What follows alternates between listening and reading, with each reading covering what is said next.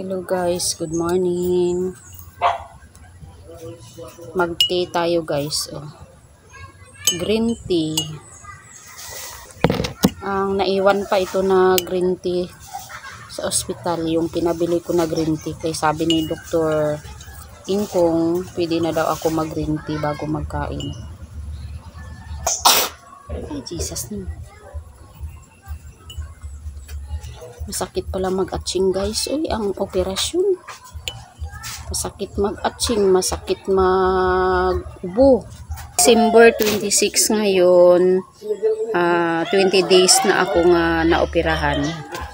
Naoperahan ako guys sa mattress at saka sa dalawang ovaries. Wala na guys. Tinanggal na ng doktor. So, hindi na tayo mahirapan guys tuwing magregla. Kasi napakahirap talaga magregla guys. Super sakit talaga ng tiyan.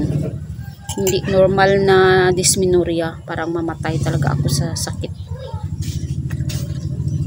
Malipong-lipong pa ko guys sa kasakit guys. Dati makaya ra. Dati 2 days lang ang sakit. Makaya lang ng mga Celecoxib. Ganun na mga pain reliever. Pero nang matagal na siya, hindi na talaga makaya guys.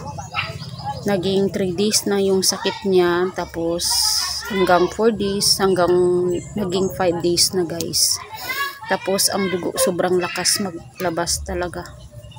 Parang maubusan talaga ako ng dugo, kaya nag-anemic ako. Kaya itong pag-opera sa akin, giabunuhan ako ng 2 bag na dugo. Ang isa giabuno bago mag-opera, din after operation giabuno naman yung isa. Bali 2 bag guys. So okay na siguro yung hemoglobin ko.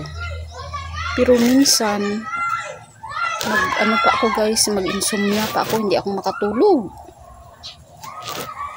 Siguro iwan ko kasi nag-menopause na tayo guys. Bigla ang menopause kasi hindi na tayo magregla. Ma-feel ko na talaga ang sobrang init sa gabi. Grabing pawis. Yun daw basta mag-menopause na agad.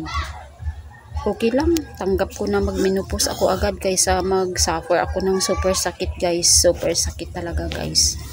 Kaya salamat talaga sa sponsor ko guys. Sa aking pinsan na siya nagpa-opera sa akin guys.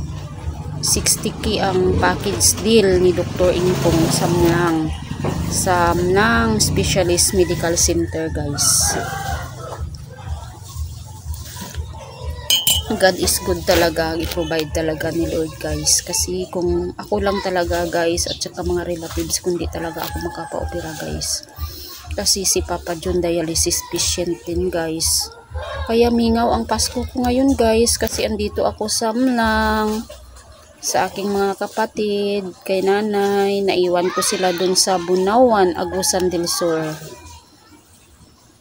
Sige lang, tiis-tiis lang. Baka mga January katapusan pwede na ako makauwi guys. Baka magaling na itong sugat ko. Mga 1 month, 1 kabulan ugto nga. Magaling naman daw yan siya ang sugat.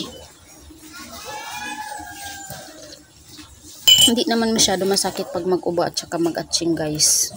Okay na siya. Thank you for watching. Good morning.